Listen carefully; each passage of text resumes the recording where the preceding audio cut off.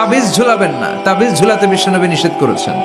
যে তাবিজ ঝুলায় আল্লাহ তাআলা ওই তাবিজের উপর তাকে ন্যস্ত করে দেয় আর বলে আমার রহমত তোর থেকে তুলে নিলাম, দেখি তোরে কে বাঁচানো। এজন্য আজ থেকে তাবিজ যা আছে ছিঁড়ে ফেলবেন। আল্লাহ সহি সমঝ দান করো। তো তাবিজ যারা পড়েন ছিঁড়ে ফেলবেন আজকে, রাজি আছেন তো? ছিঁড়ে কি করবেন? সূরা ফাতিহা পড়বেন, পড়ে ঝাড়ফুঁক চলবে আজকে থেকে। ঝাড়ফুঁক করা সুন্নাহ।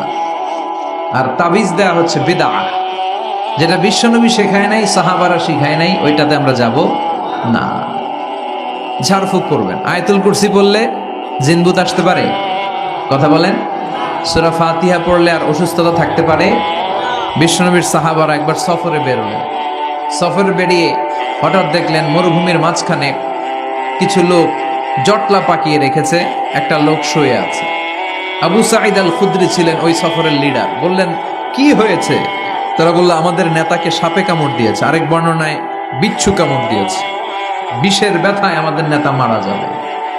তারা নানা ধরনের বৈদ্যরাজ কবিরাজদেরকে এনে মন্ত্র পড়াচ্ছিল, সবাই মন্ত্র পড়ছিল, ছু মন্ত্র ছু কালিকুত্তার ঘু। ছোট বাচ্চারা পড়ে, বুঝানোর জন্য বললাম, তারা হয়তো অন্য কিছু পড়ছিল।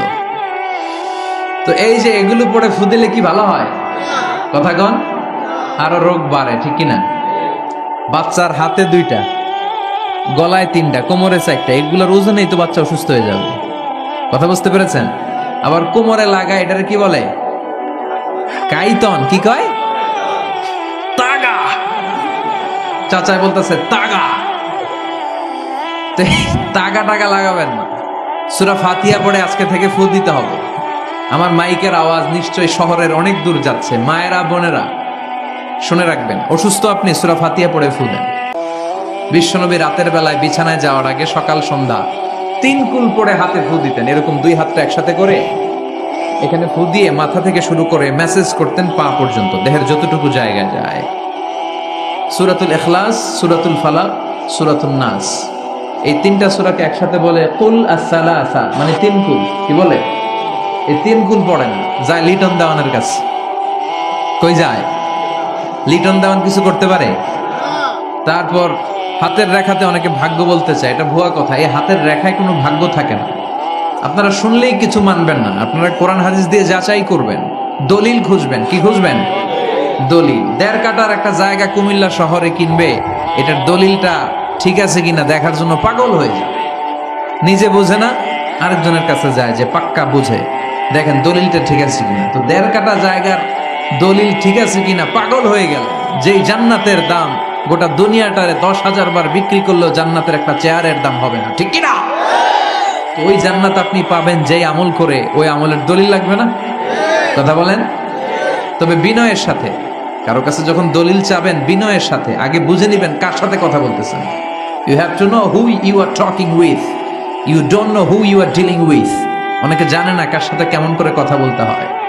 এজন্য আমি বলি যে জাননেওয়ালার উপরও জাননেওয়ালা আছে। তোমার অনেক পড়তে হবে, অনেক জানতে হবে, তাহলে তুমি সব বুঝবা, ঠিক কিনা?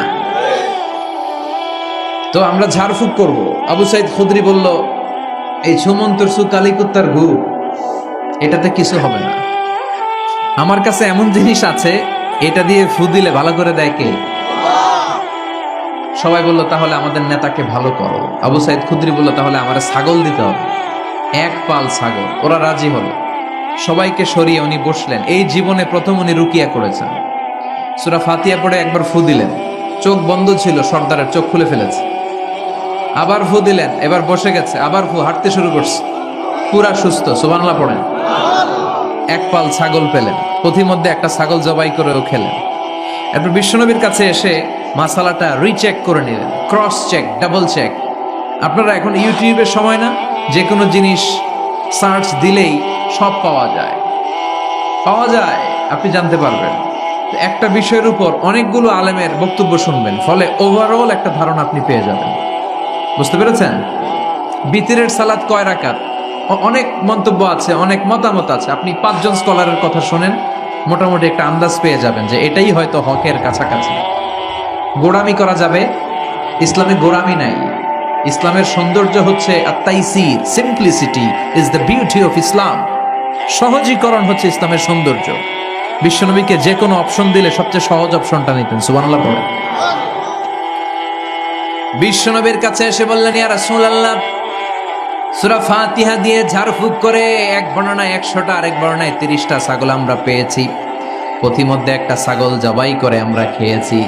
এই যে কোরআন দিয়ে ফু দিয়ে আমরা ছাগল আনলাম, খাইলাম, এই ছাগল নেয়াটা জায়েজ হয়েছে কিনা বলে। মাসালা ক্রস চেক করতে আসছে, ডাবল চেক, দেখে বিশ্বনবী কি বলে। বিশ্বনবী বলেন জায়েজ হয়েছে মানে কোরআনের দাম বাড়ায় দিয়ে আসছিস বেটা। আল্লাহু আকবার। কোরআনের দাম তোমরা বাড়িয়ে দিয়ে এসেছো। 30টা বা 100টা ছাগল যাই পাইছো তোমরা, ভাগ বটোয়ারার পরে দুই একটা থাকলে আমারও দিও। তো এটাকে বলে সূরাতুশ শিফা। কোরআনের ভেতরে শিফা দিয়েছে কে? ওয়ানুনাজ্জিলু মিনাল কুরআনি মা হুয়া শিফাউন ওয়া রাহমাতুল লিল মুমিনিন ওয়া লা ইয়াজিদুয যালিমিনা ইল্লা খাসারা। এই কোরআনের মধ্যে আমি শিফা দিয়েছি, রহমত দিয়েছি, বরকত দিয়েছি। মুমিনদের জন্য কোরআনকে শিফা বানিয়েছে কে? সূরাতুশ শিফা মনে থাকবে? এই যে পীর সাহেব হুজুরের কাছে যে আসেন ফু দেওয়ার জন্য, যে হুজুর ফু দেন, হুজুরে কি পড়ে ফু দেয় জানেন? আজকে গোমর ফাঁস করে দিয়ে যায় হুজুরের, সূরাতুল ফাতিহা পড়ে ফু দেয়। হুজুরের কাছেও আইসেন, আপনারাও ফু দিয়েন, নিজেরাও দিবেন। সবসময় যে হুজুরের কাছ থেকে নিতে হবে তা না, আব্বা আম্মার কাছ থেকে নিবেন। 2 গ্লাসে পানি, পৃথিবীর সবগুলা পীর সাহেবরে বললাম হুজুর এই গ্লাসে একটু ফু দেন, হুজুর আমার ফু দিয়ে দিল। আমার আব্বা উনি আরেক গ্লাসের পানির মধ্যে ফু দিয়ে দিল। মুহূর্তের মধ্যে আমার আব্বার ফুটা কাজে লেগে যাবে। ওটা পৃথিবীর পীর সাহেব একদিকে, বাবা মার দোয়া আর ফু আরেকদিকে, ঠিক কিনা? তো এই জন্য সূরাতুল ফাতিহার এক নাম হচ্ছে সূরাতুশ শিফা। কি নাম? সূরাতুশ শিফা। আবার এই সূরার আরেক নাম হচ্ছে সাবউল মাসানি, নিত্য পাঠনীয় সপ্তবাক্য। নিত্য পাঠনীয় সপ্তবাক্য, যেই সূরাটা প্রতিদিন পড়া হয়। রব্বুল আলামিন বলেন, ওয়ালাকাদ আতাইনাকা সাবআম মিনাল মাসানি ওয়াল কুরআনাল আযীম। ও নবী, আমি আপনাকে নিত্য পাঠনীয় 7টা বাক্য দান করেছি, সাথে সাথে কোরআনে আজিম দান করেছি। সুবহানাল্লাহ। নিত্য পাঠনীয় 7টা বাক্য, এমন 7টা বাক্য এই সূরাতুল ফাতিহা, যে 7টা বাক্য সব সময় পড়তে হয়। যারা প্রতিদিন নামাজ পড়ে, শুধু ফরজ নামাজ পড়ে, তার 17 বার পড়তে হয় এই সূরাটা। সুবহানাল্লাহ মাহফিলের পরে। আর যারা সুন্নাত সহ পড়ে, তাদের প্রতিদিন 32 বার এই সূরাটা পড়তে হয়। তাহলে যেই লোকটার বয়স হয়েছে 50 বছর, সে যদি নামাজি হয়ে থাকে, একটু হিসাব করেন, লোকটার বয়স কত? 50। আর লোকটা নামাজি না বেনামাজি? নামাজি। নামাজি লোক, বয়স 50 বছর। তাহলে এই 50 বছরে সে যে কত লক্ষবার সূরা ফাতিহা পড়ছে ও নিজে জানে? সুবহানাল্লাহ কই? আল্লাহু আকবার।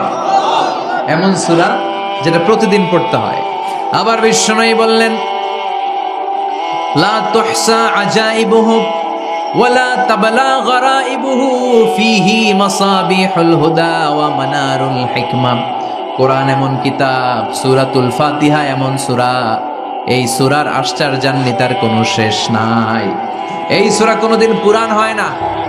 যাদের 80 বছর বয়স, কত কোটিবার আপনি সূরা ফাতিহা পড়ছেন? বুকে হাত দিয়ে বলেন তো, কখনো কি আপনার মনে হয়েছে যে প্রত্যেক দিন নামাজটা শুরু করলে এই সূরাটা দিয়ে শুরু করতে হয়? কত কোটিবার বললাম, আর ভাল লাগে না, পুরান পুরান লাগে। বুকে হাত দিয়ে বলেন, দাঁড়ান একজন, যে হুজুর আমার কাছে আর ভাল লাগে না, সূরাতুল ফাতিহা পড়তে পড়তে এটা পুরান লাগে, কালকে থেকে কুল হুয়াল্লাহ দিয়ে শুরু করুন। এরকম ডাকাইতে আছে কেউ? নাই, কারণ কোরআন কখনো পুরান হয় না। যতই পড়ি ততই নতুন। চিল্লায় পড়েন আল্লাহু আকবার। এজন্য বিশ্বনবী বললেন, ও উম্মতেরা শোনো, 7টা আয়াত বিশিষ্ট এই সূরাটাকে দেখতে ছোট মনে হয়, সবার মুখস্থ, প্রত্যেকের কলিজার ভেতরে আছে। তোমাদের কাছে সাধারণ মনে হয়, সূরাটা সাধারণ না, অসাধারণ করে সূরাটারে নাজিল করেছে কে?